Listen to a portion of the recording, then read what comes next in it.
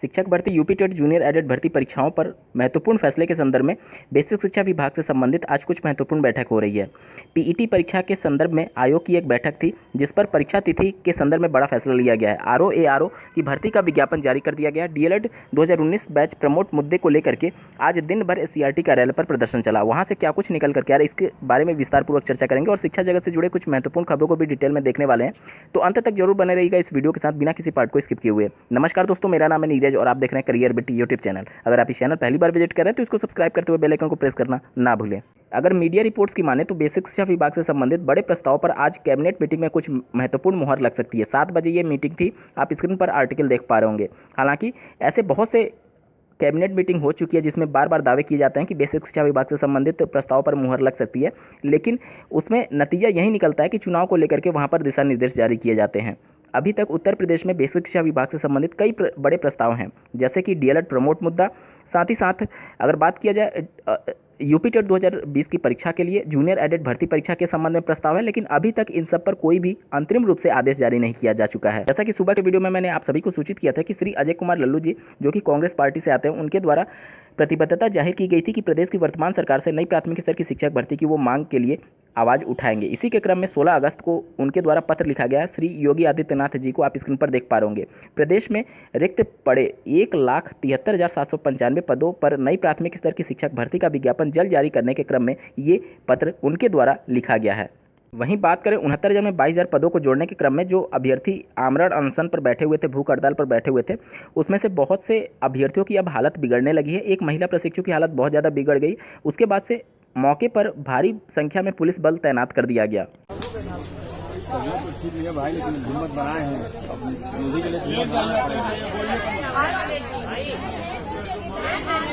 ये तो बात हो गई शिक्षक भर्ती से संबंधित खबरों के बारे में। अब बात करेंगे यूपी ट्रिपल आयोग के द्वारा दिनांक 24 अगस्त को प्रस्तावित पीईटी परीक्षा की तिथि में बदलाव के संदर्भ में लगातार शासन प्रशासन से गुहार लगाई जा रही थी, जिस पर शासन के निर्देश के अनुसार आज यूपी ट्रिपल आयोग के चेयरमैन की अध्यक्षता में पीईटी परीक्षा पर बड़ा फैसला लेने के संदर्भ में एक बैठक संपन्न की गई, जिस पर अंतरिम रूप से फैसला यही लिया गया कि बहुत से यूनिवर्सिटीज़ के एग्जाम चल रहे थे, लेकिन इसमें जो मिनिमम एजुकेशनल क्वालिफिकेशन रखा गया वो सिर्फ हाई स्कूल रखा गया था। तो वो सभी अभ्यर्थी या तो ग्रेजुएशन का पेपर दें या फिर पीईटी का पेपर दें, और सीजीएल का भी पेपर था और भी अन्य एग्जाम होने की वजह से ये परीक्षा टालने के लिए अभ्यर्थी लगातार मांग कर रहे थे। लेकिन आयोग ने कड़े शब्दों में ये कह दिया है कि 24 अगस्त को ही पीईटी की परीक्षा हर हाल में होने जा रही है। प्रदेश सरकार ने भी प्रतिबद्धता जाहिर की थी कि जल्द से जल्द ये परीक्षा आयोजित करा ली जाए, क्योंकि 30,000 इसी के आधार पर भर्तियों के संदर्भ में प्रदेश सरकार ने प्रतिबद्धता जाहिर कर चुकी है। तो अब ये क्लियर हो चुका है कि 24 अगस्त को ही हर हाल में पीईटी की परीक्षा का आयोजन किया जाएगा। दिनांक 17 अगस्त 2021 को यूपी ट्रिपल एस आयोग इसके संदर्भ में एडमिट कार्ड जारी करने जा रहा है। साथ ही 18 अगस्त 2021 को फॉर्म को फिर से रीओपन करने के लिए माननीय इलाहाबाद हाईकोर्ट में एक याचिका इसके संदर्भ में सुनवाई होना प्रस्तावित है। बात करेंगे इलाहाबाद हाईकोर्ट में आरओ और एआरओ के भर्ती का विज्ञापन जारी कर दिया गया है। ये विज्ञापन जारी किया गया है, इसमें आप देख सकते हैं आरओ और एआरओ दोनों के लिए पद हैं। 17 अगस्त से आवेदन की तिथि प्रारंभ हो रही है, 16 सितंबर तक आवेदन आप कर सकते हैं। साथ ही अगर बात किया जाए रिव्यू ऑफिसर, जिसे आरओ बोलते हैं, उसके लिए जनरल कैंडिडेट के लिए 800 रुपये फीस निर्धारित किया गया। एससी एसटी के लिए 600 रुपये फीस निर्धारित किया गया। एडिशनल रिव्यू ऑफिसर, जिसे एआरओ बोला जाता है, उसके लिए 800 रुपये और एससी एसटी के लिए 600 रुपये निर्धारित किया गया है। बात करेंगे करेक्शन के लिए तो 18 सितंबर से 21 सितंबर के बीच में आप दोनों पद के लिए आवेदन करने के बाद से करेक्शन कर सकते हैं अगर आपके फॉर्म में कुछ गड़बड़ी हो गई है।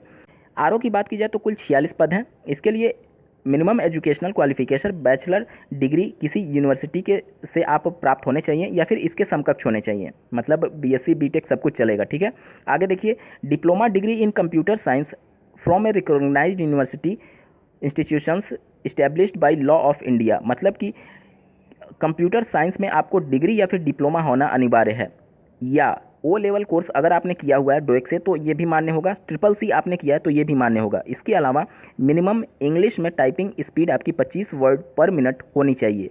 एडिशनल रिव्यू ऑफिसर यानी एआरओ की तो कुल 350 पद हैं, और इसके संदर्भ में मिनिमम एजुकेशनल क्वालिफिकेशन की बात की जाए तो वही क्वालिफिकेशन इसमें भी आप स्क्रीन पर देख पा रहे होंगे, बैचलर डिग्री, और इसके अलावा डिग्री और डिप्लोमा कंप्यूटर साइंस में होना आपका आवश्यक है, या फिर ओ लेवल का सर्टिफिकेट आपके पास होना चाहिए, या फिर ट्रिपल सी का सर्टिफिकेट होना चाहिए, और मिनिमम 25 वर्ड्स पर मिनट इंग्लिश में टाइपिंग स्पीड आपकी होनी चाहिए। एज लिमिट की बात की जाए तो 21 साल और 35 साल के बीच में अगर आपकी आयु है तो आप इसके लिए आवेदन कर सकते हैं। साथ ही अगर आप कैटेगरी से बिलोंग करते हैं तो अधिकतम 5 वर्ष का अधिकतम उम्र सीमा में आपको छूट दिया जाएगा।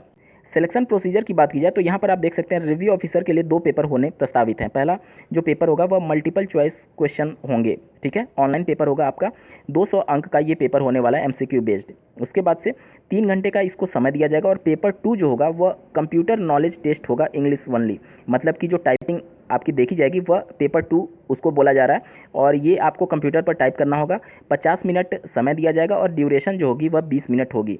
इसमें अब बात किया जाए कोई भी निगेटिव मार्किंग नहीं रखा गया है और मिनिमम क्वालिफाइंग मार्क्स भी नहीं रखा गया है। लेकिन टाइपिंग में आपको minimum qualifying marks 25 marks out of 50 रखा गया है। एआरओ की बात की जाए तो ये भी कंप्यूटर बेस्ड एग्जाम होगा, यानी ऑनलाइन होगा। एमसीक्यू बेस्ड एग्जाम होने वाले हैं। 200 अंक का ये पेपर होगा, पेपर 1, और 3 घंटे का इसमें भी समय होगा। दूसरा पेपर भी टाइपिंग होगा और उसमें भी वही सब क्राइटेरिया रखी गई है जो कि आरओ वाले पेपर में था। इस बार महत्वपूर्ण बदलाव किया गया, आप स्क्रीन पर देख पा रहे होंगे। The part 1 and part 2 examination of each single candidate shall be conducted simultaneously in a single shift with a gap of 15 minutes. मतलब कि पेपर 1 जो आपका computer based objective type question होंगे, ऑनलाइन एग्जाम होगा वो, और पेपर 2 जिसमें typing speed आपकी देखी जाएगी, दोनों में मात्र 15 मिनट का गैप होगा और एक ही दिन दोनों परीक्षाएं आयोजित कराई जाएंगी।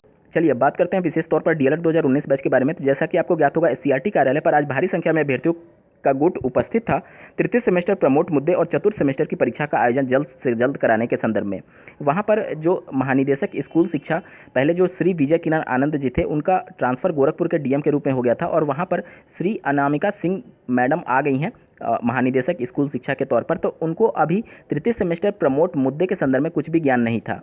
अभ्यर्थियों को फिर से आश्वासन दिया गया शुक्रवार तक, मतलब कि 20 अगस्त तक उनके प्रमोट मुद्दे पर कुछ फैसला लिया जाएगा। इसी प्रकार से 3-4 बार आश्वासन पहले भी दिए गए हैं जिस पर कोई भी एससीईआरटी पीएनपी के द्वारा कार्रवाई नहीं की गई है।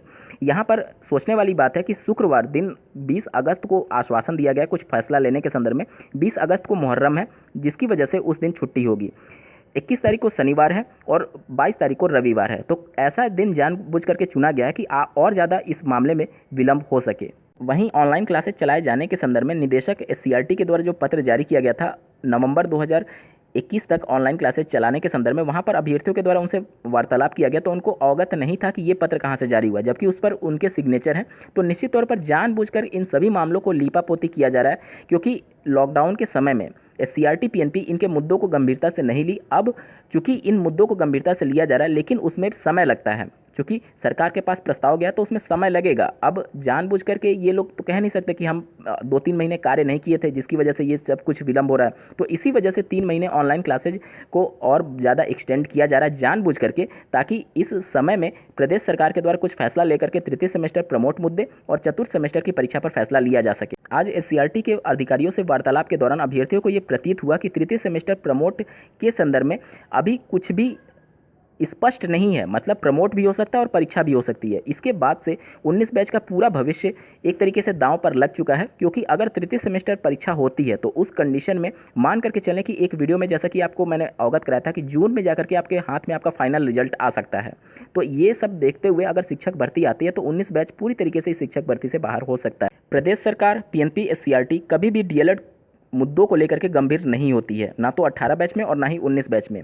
उसी का आज नतीजा है कि डीएलएड में एडमिशन के लिए अभ्यर्थी खोजे नहीं मिल पा रहे हैं, लेकिन तब भी प्रदेश सरकार पीएनपी एससीईआरटी सजग नहीं होती है। और डीएलएड एक ऐसा कोर्स है जो कि भगवान भरोसे ही चलता है और 19 बैच पूरी तरीके से इस समय सरकार की गलत नीतियों, पीएनपी एससीईआरटी की तानाशाही रवैयों की वजह से आज इस कगार पर पहुंच चुका है। वहीं अभ्यर्थी भी अब डट चुके हैं कि जब तक कोई लिखित आदेश जारी नहीं हो जाता है तब तक वो वहाँ से नहीं हटेंगे। अभ्यर्थी अभी भी एससीईआरटी इको गार्डन में उपस्थित हैं और वहाँ पर अभ्यर्थियों के द्वारा अभी भी भूख हड़ताल करने जैसे मामले प्रकाश में आ रहे हैं और उनके द्वारा कड़े शब्दों में चेतावनी दिया जा रहा है प्रदेश सरकार को कि जब तक कोई लिखित आदेश जारी नहीं होगा तब तक अभ्यर्थी अपनी मांगों से पीछे नहीं हटने वाले हैं। निश्चित तौर पर डीएलएड की अनदेखी की गई है पीएनपी एससीईआरटी शासन प्रशासन के द्वारा, अन्यथा की कंडीशन में सभी कोर्सेज को प्रमोट किया गया। सिर्फ डीएलएड ही एक ऐसा कोर्स है जो कि कोविड की वजह से भी प्रमोट नहीं किया गया और अब इनका जो प्रशिक्षण है जो 6 अगस्त को समाप्त हो चुका है, अभी तक 2 वर्ष में मात्र पीएनपी 1 सेमेस्टर की परीक्षा का आयोजन करा पाई है।